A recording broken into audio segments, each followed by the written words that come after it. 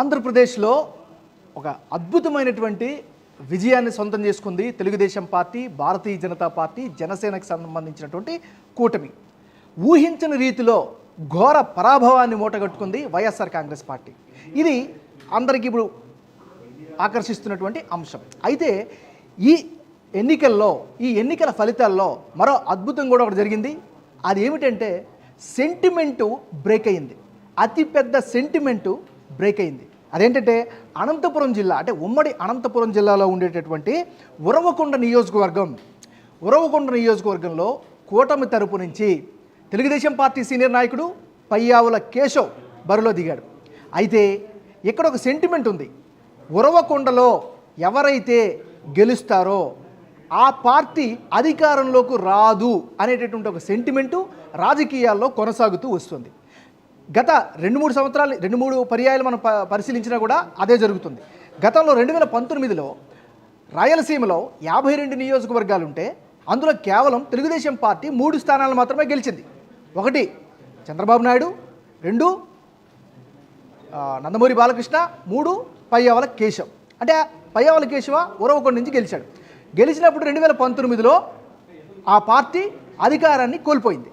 ఈసారి 2024కు సంబంధించి ఎన్నికల్లో కూటమి జట్టు కట్టింది. ఖచ్చితంగా గెలిచి తీరుతామని శపథం పలికింది. దానికి తగ్గట్టుగానే విజయాన్ని కూడా సాధించింది. అయితే ఈసారి ఉరవకొండలో గెలిస్తే మా పరిస్థితి ఏమిటి అని సొంత పార్టీ నాయకుల్లోనే ఒక చర్చ అయితే కొనసాగింది. అంటే ఉరవకొండలో గెలవాలా వద్దా, గెలిస్తే ఏంటి, ఓడితే ఏంటి? ఎందుకంటే ఏ ప్రాంతంలోనైనా తమ స్థానిక నాయకుడు గెలవాలని ప్రతి పార్టీ కార్యకర్త నాయకుడు కోరుకుంటాడు. అయితే మరి సెంటిమెంట్ ప్రకారం అక్కడ పయ్యావుల కేశవ్ కనుక గెలిస్తే అధికారం రాదేమో అనేటటువంటి ఒక అభిప్రాయం సొంత పార్టీ నాయకుల్లో కనిపించింది. అయితే రికార్డు బ్రేక్ చేశారు పయ్యావుల కేశవ్.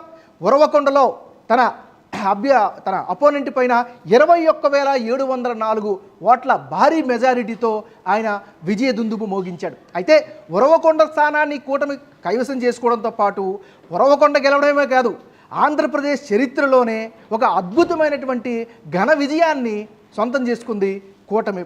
అంటే ఇప్పుడు రాజకీయాల్లో రెగ్యులర్గా వస్తున్నటువంటి ఒక సంప్రదాయాన్ని ఆయన బ్రేక్ చేసినట్లుగా అయింది. ఒక రకంగా చెప్తే అందుకంటారు రాజకీయ విశ్లేషకులు కావచ్చు, లేకపోతే కాస్త కూస్త అవగాహన ఉన్నటువంటి వాళ్ళందరూ కూడా వేవ్ కనుక కొనసాగితే ఇవన్నీ కూడా రూపుమాసిపోతాయి.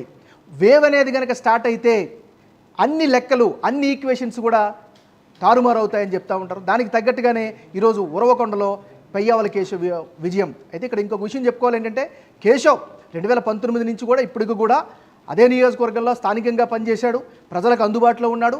సమర్థవంతమైనటువంటి ప్రతిపక్ష నాయకుడిగా, ప్రతిపక్ష ఎమ్మెల్యేగా అక్కడ ఆయన సమర్థవంతంగా పనిచేశాడు. స్థానిక నాయకులను కూడా కలుపు వెళ్ళినటువంటి పరిస్థితి కనిపిస్తుంది. ఇక చివరిలో భారతీయ జనతా పార్టీకి సంబంధించిన క్యాడర్ కావచ్చు, జనసేన పార్టీకి సంబంధించిన క్యాడర్ కూడా ఈయన పయ్యావుల కేశవ్ విజయానికి మనస్ఫూర్తిగా పనిచేసినటువంటి పరిస్థితి కనిపిస్తుంది. సో ఏదేమైనప్పటికీ కూడా ఈరోజు పయ్యావుల కేశవ్ ఒక చరిత్ర సృష్టించాడు అనేదే చెప్పక తప్పదు. సో ఇలాంటి అద్భుతాలు అనేకం ఉన్న ఈ ఎన్నికల్లో ఒక్కొక్కటిగా చర్చిద్దాం. Keep watching Big TV. For more videos like this, subscribe Big TV channel.